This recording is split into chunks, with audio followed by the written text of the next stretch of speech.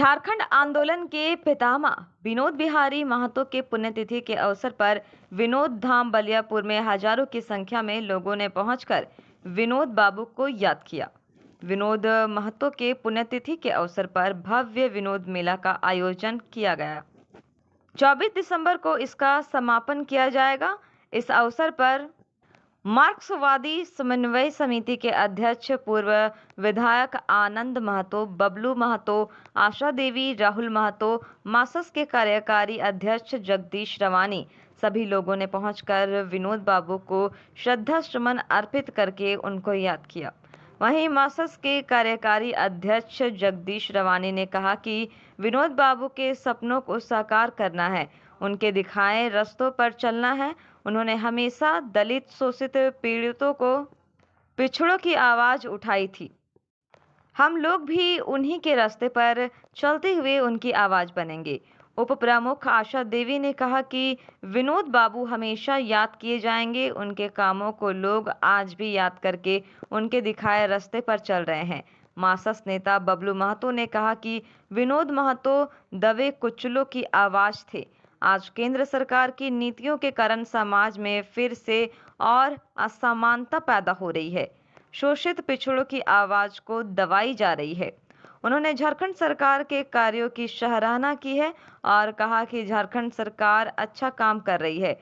इस अवसर पर RASP कॉलेज के प्राचार्य JN सिंह, उप प्राचार्य डॉक्टर नीलेश सर, स्वपन कुमार महतो, छात्र नेता गौतम रवानी, शीतल दत्ता, रोहित चंद्रवंशी, ABVP के राहुल मिश्रा, राहुल रजक, रोहित राम, प्रियंका कुमारी, पायल कुमारी, उपेंद्र कुमार आदि कार्यकर्ता मौजूद थे। सबसे पहले तो उनको श्रद्धांजलि और नमन है मेरी तरफ से। और यह तमाम जो लोग आए हैं सभी विनोद बाबू की विचारधारा को आगे बढ़ाने के लिए और उनके विचारों को मतलब एक संकल्प के रूप में लेने के लिए यहाँ सभी एकत्रित हुए हैं। आज अपना एक अलग झारखंड की नींव रखने वाले विनोद बिहारी महतो की उन्हीं की विचारधारा को हम लोग अपने आप को समर्पित करना चाहते हैं और उन्हीं के विचारों को आगे लेकर जाना चाहते हैं। आज जो झारखंड हमें मिला है अलग राज्य के रूप में, पूरी तरह से शोषण मुक्त नहीं है और इन्हीं विचारों के साथ इस तरह हम लोग इस झारखंड को खुशहाल बनाए, उन्हीं के विचारों को आगे लेकर हम लोग आज सब एकत्रित हुए। उनका जो एक सपना था कि जो दलित, शोषित, वंचित लोग हैं उनको हक मिले, अधिकार मिले, क्या उनको हक मिल पाया है? आज हमारा 22 साल हो गया झारखंड बने हुए लगभग, क्या उनको हक मिल पाया है मैडम? देखिए, हमारे झारखंड जो अलग राज्य मिला, बहुत लोगों ने शहीदी और बलिदान दी है तभी ये झारखंड राज्य मिला है, लेकिन आज हमें खुशहाल झारखंड के रूप में पूरी तरह से नहीं मिला। आज भी हमारे लोग यह कंपनी बैठ रही है, बहुत तरह की कंपनियां बैठी है, आज भी हमारे लोग शोषित हो रहे हैं, अपने अधिकारों से वंचित हो रहे हैं। तो आज हम लोग को यहाँ से संकल्प लेके जाना है कि इस तरह शोषित और दलित लोगों के हक और अधिकारों को हम लोग को दिलाना है और उन्हीं विचारों को लेकर हम लोग आगे बढ़ेंगे और उनके विचारधारा को अपने जीवन में ग्रहण करने की जरूरत है। आज उन्हीं तरह समाज सेवी और वो एक नेता नहीं, जन नेता के रूप में थे, आज लोगों को जन नेता बनने की जरूरत है, तभी हम झारखंड को शोषण मुक्त झारखंड का रूप दे सकते हैं।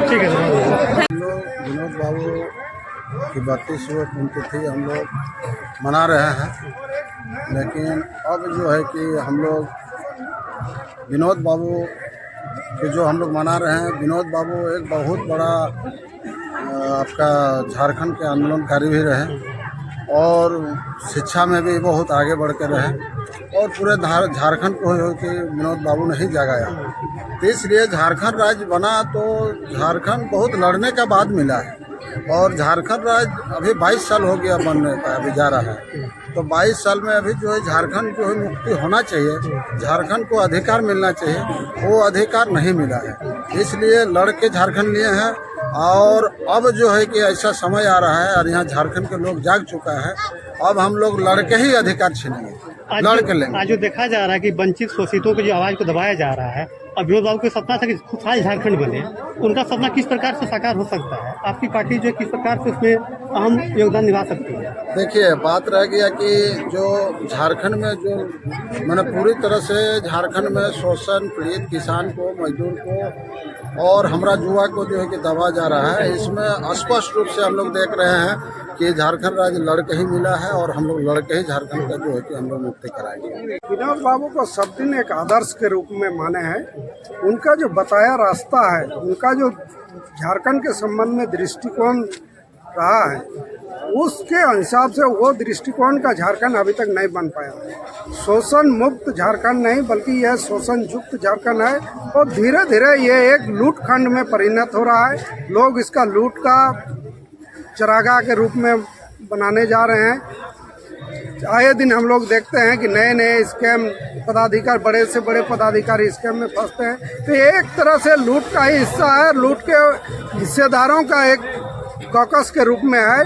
वो लोग इसको लूट का ही चरागाह बना के रखना चाहता है। इसके खिलाफ में सभी युवाओं को विनोद बाबू के सिद्धांत को मानते हुए, विचार के आदर्श को मानते हुए, उनका जो बताया रास्ता चल करके एक शोषण मुक्त झारखंड का निर्माण करना चाहिए। ये संकल्प लेने के लिए ही हम लोग